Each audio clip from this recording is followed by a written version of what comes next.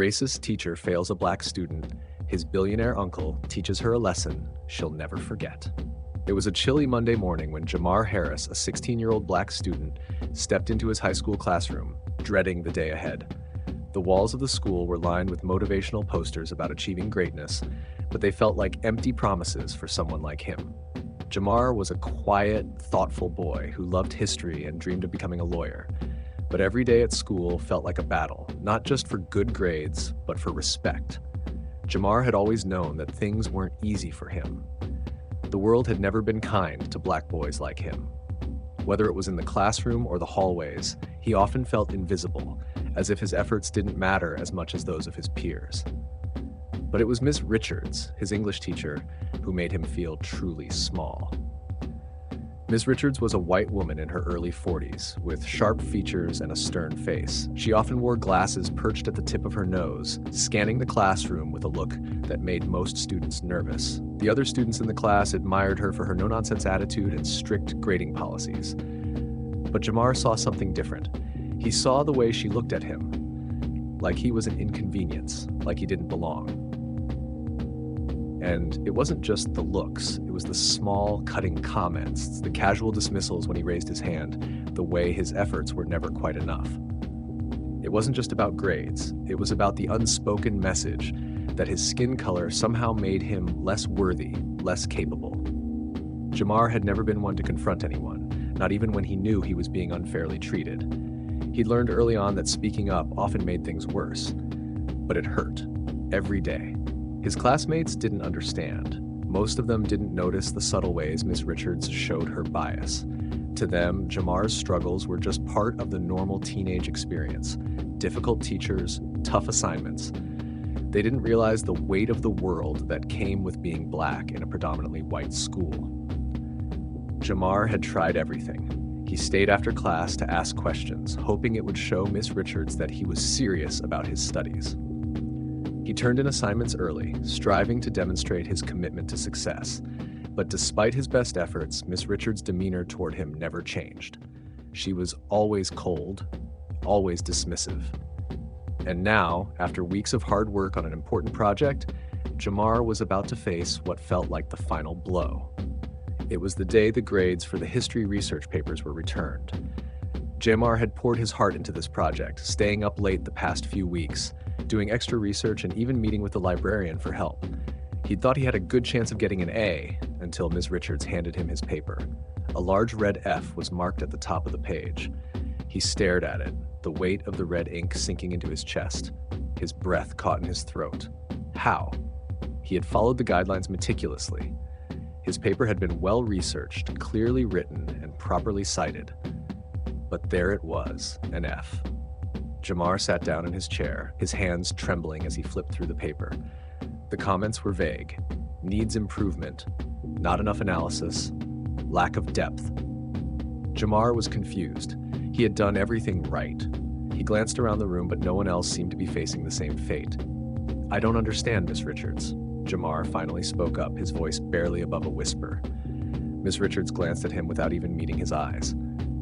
"It's a simple assignment, Jamar. If you'd actually put in the effort, you'd see that." His heart pounded in his chest. The way she dismissed him with such ease made him feel like nothing, like he was invisible, like his work didn't matter. And all he could do was sit there, holding back the tears that threatened to spill.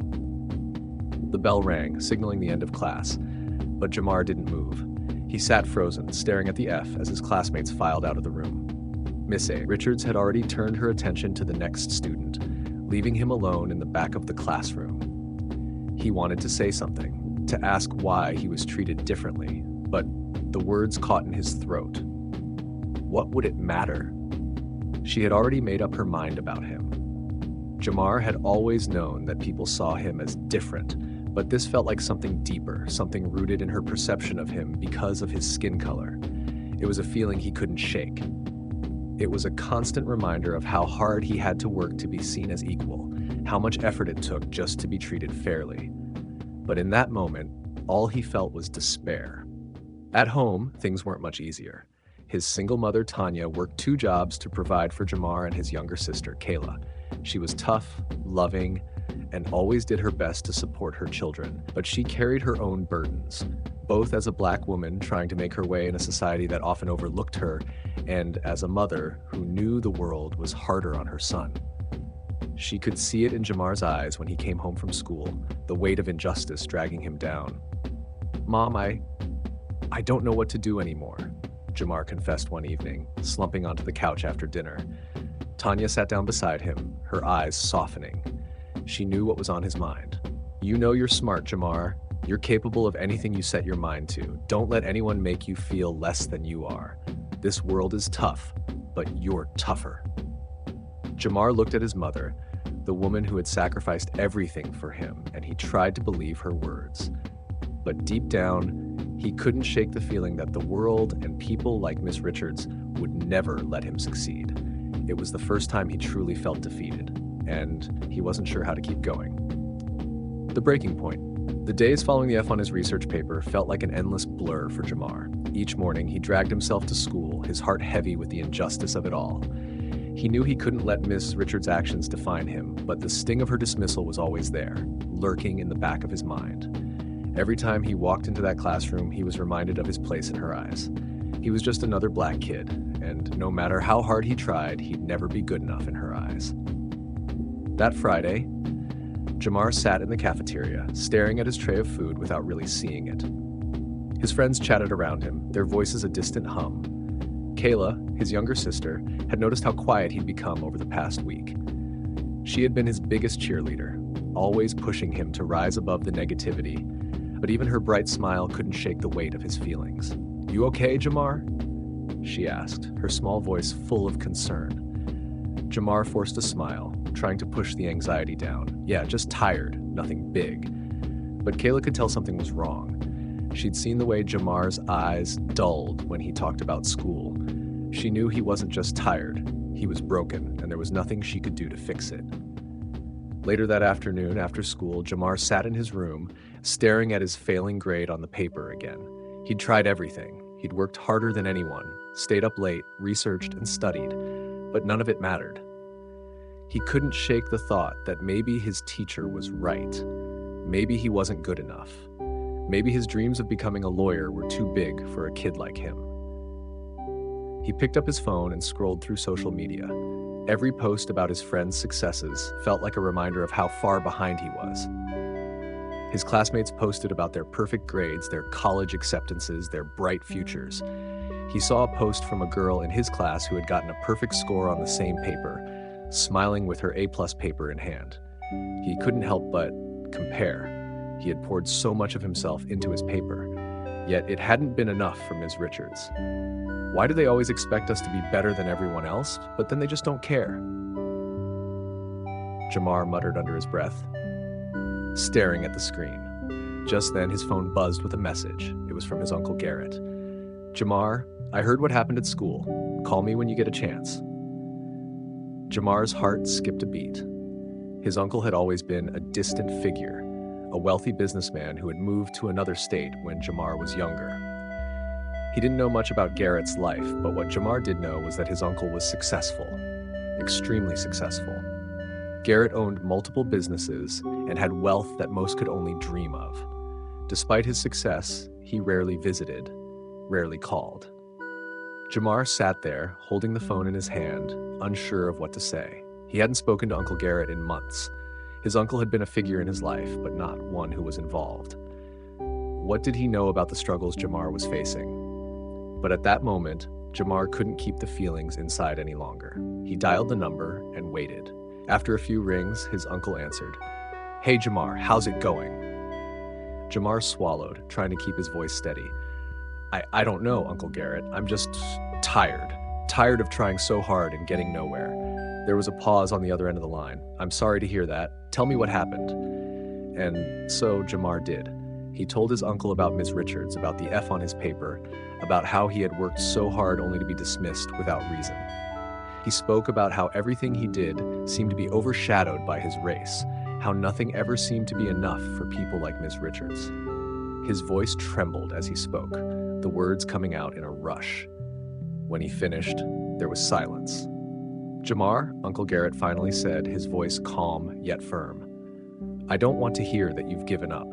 You've got to rise above this. There are people in this world who will try to make you feel small, try to convince you that you're not worth anything, but you can't let them win. Jamar felt a flicker of hope, something he hadn't felt in a while. But Uncle Garrett, it's not just about me. It's the system. It's how people like Miss Richards treat me. Like I don't belong. I know, Garrett replied, and that's exactly why I'm calling you. What happened to you isn't just about one teacher. It's about the whole system, the way people of color are treated in places where they should be accepted, supported, and encouraged. But here's the thing, Jamar. You don't have to do it alone. You have me. I'll always have your back.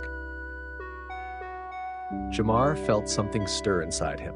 For the first time, someone powerful, someone who understood the system and its flaws, was standing up for him. Someone was on his side. Look, Garrett continued, I'm not going to let this slide. I'm going to take care of it, but I need you to keep your head high. Promise me you'll keep fighting. You have a future, Jamar. Don't let anyone take that from you. Jamar nodded, his throat tight with emotion. He had spent so much of his life feeling invisible, unheard, but now he wasn't alone. I promise, Uncle Garrett. After they hung up, Jamar sat on his bed, staring at his phone. He could feel the weight of the conversation settle into his chest. He wasn't sure how it would all unfold, but for the first time in a long while, he felt something he hadn't known he needed: hope. The turning point. The next day, Jamar walked into school with a sense of cautious optimism that he hadn't felt in weeks. His conversation with Uncle Garrett had reignited something inside him, a spark of determination, a reminder that he wasn't powerless. It didn't matter how many times the system tried to knock him down, he wasn't going to stay down. Jamar sat in his first period, his mind racing with what his uncle had said. You have a future, Jamar. Don't let anyone take that from you. He repeated those words to himself like a mantra. Today was going to be different. Today, he would take control of his story. It was during third period, when Miss Richards handed back another graded assignment, that the moment he had been dreading, yet somehow anticipating, finally arrived. Jamar, she called from the front of the classroom, her voice cold and indifferent. Please come up and collect your work. Jamar's stomach turned, but he stood up anyway, his legs slightly unsteady. As he walked to the front, he could feel the eyes of his classmates on him. Some looked away, some snickered, others whispered behind their hands. Jamar had grown used to it, the way people would try to minimize his presence, try to make him feel like he didn't belong. But he held his head up high as he approached Miss Richards' desk. She handed him his paper without a word, her lips pressed tight. Jamar glanced at it immediately. An A. The red ink was gone. Instead, there was a thick, reassuring checkmark next to his name. His breath caught in his throat. How was this possible? He looked back up at Ms. Richards, who had her gaze fixed on the stack of papers in front of her, avoiding eye contact. She had changed nothing on his assignment, but somehow he had received the grade he deserved. Jamar's heart pounded. He wanted to say something, to ask why. Why this sudden change? Why this grade after everything that had happened? But the words wouldn't come. All he could do was nod in silence and return to his seat. As he sat down, a weight seemed to lift from his shoulders. He couldn't explain it, but something had shifted. Maybe Miss Richards knew she couldn't keep treating him unfairly. Maybe the shift in his attitude had affected her, or maybe it was something else. Whatever it was, Jamar couldn't shake the feeling that this moment was a turning point. That afternoon, Jamar received a surprise call from his uncle. Jamar, Garrett's voice rang out, a mix of calm and excitement. I need you to meet me at my office tomorrow. I've arranged something that will not only help you, but help the whole school see what's going on. Your teacher won't get away with this, not anymore. Jamar's pulse quickened. What do you mean, Uncle Garrett? I'll explain everything tomorrow, just trust me. Be there at 10 a.m. sharp.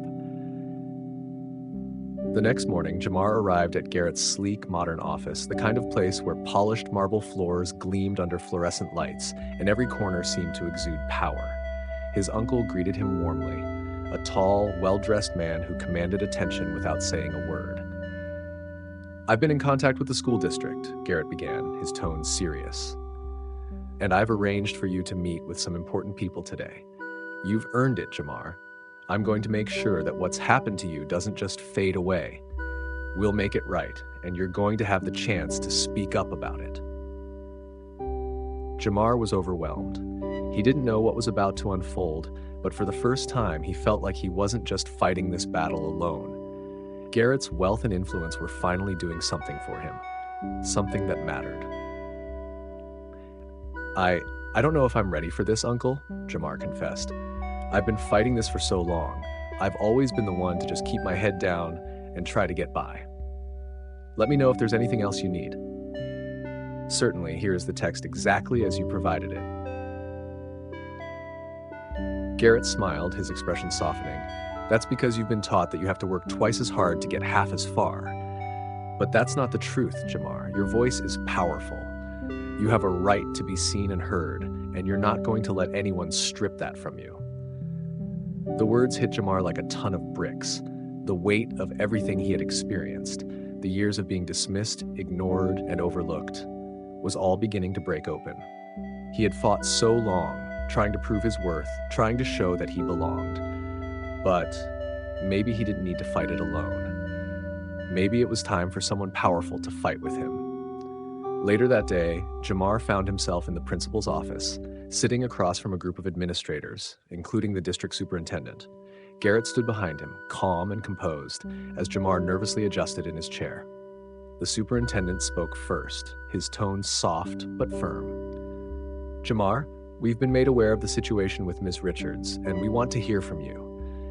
We understand you've faced some challenges that should have been addressed much sooner." Jamar nodded, feeling the weight of his voice. His throat tightened as he spoke. I've worked harder than anyone in that class, but it doesn't matter because she doesn't see me the same way she sees other students. She doesn't see my effort, she only sees the color of my skin. And that's why I've been treated unfairly. I don't want anyone else to go through that." His words hung in the air, raw and unfiltered. For the first time, Jamar felt a sense of empowerment, of control over his own narrative. It wasn't just about one bad teacher. It was about the larger system, the unspoken prejudice that permeated every corner of society.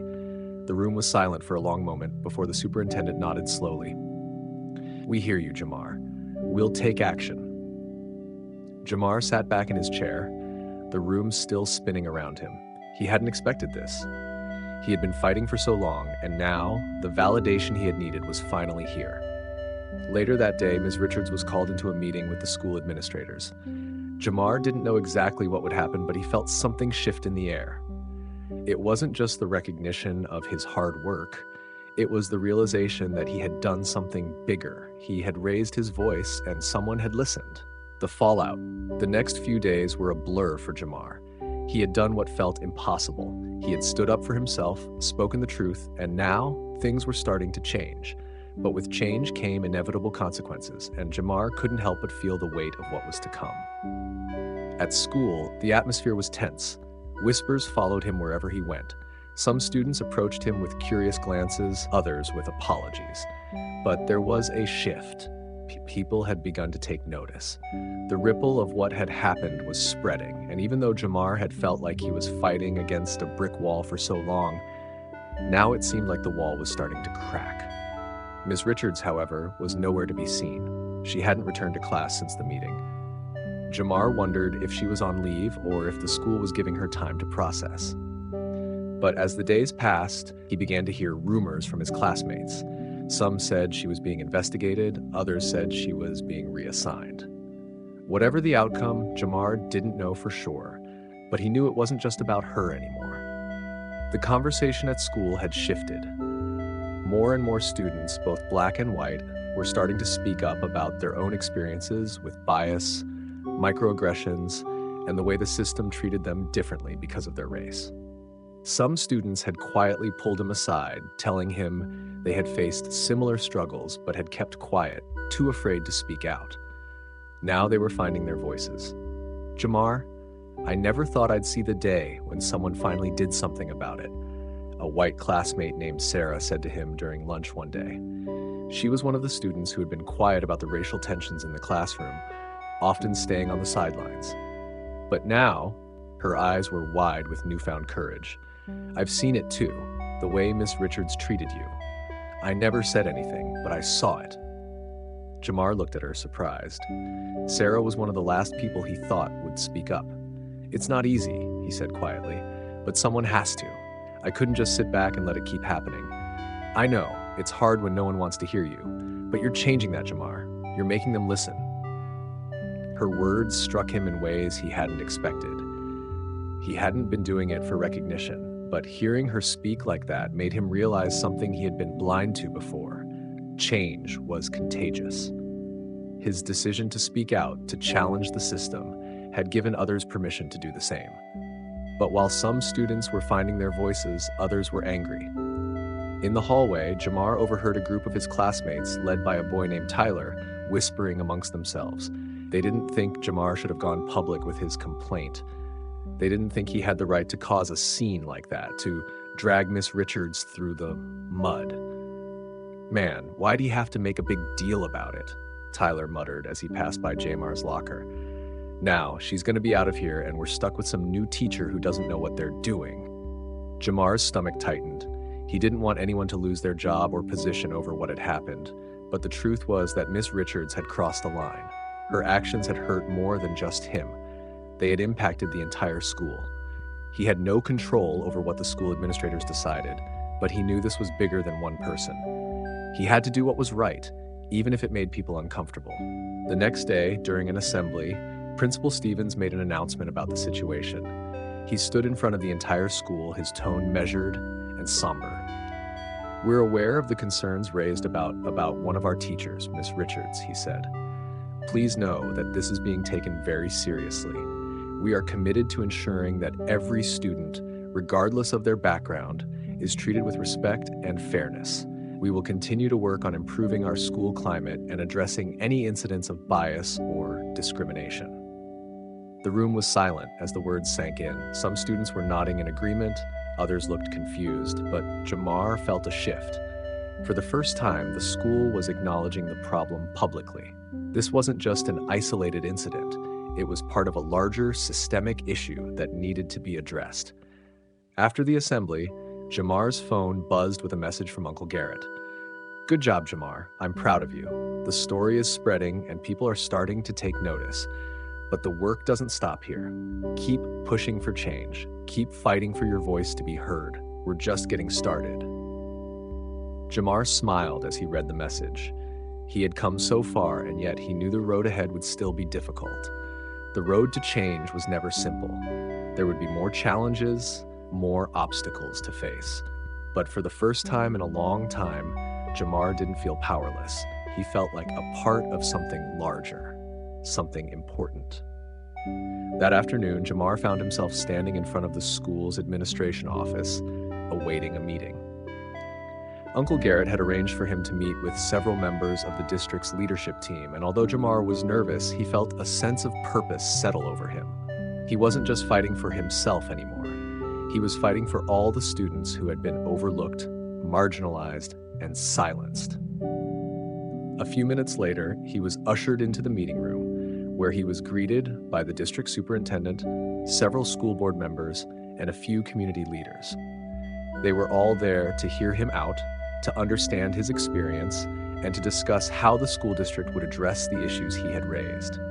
"I'm here today because I want to make sure no other student has to go through what I did," Jamar began, his voice steady and confident. "It's not just about one teacher, it's about a system that doesn't always see us for who we are. We deserve to be treated fairly, to be given the same opportunities as anyone else."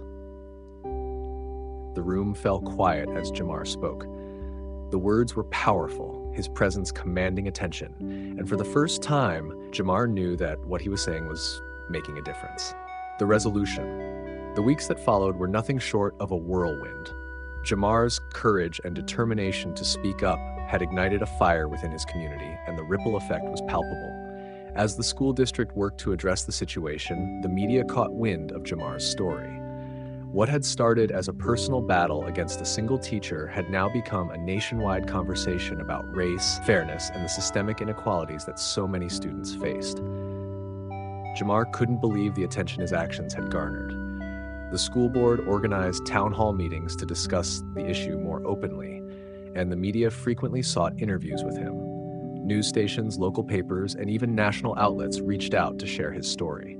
It was overwhelming, but also empowering.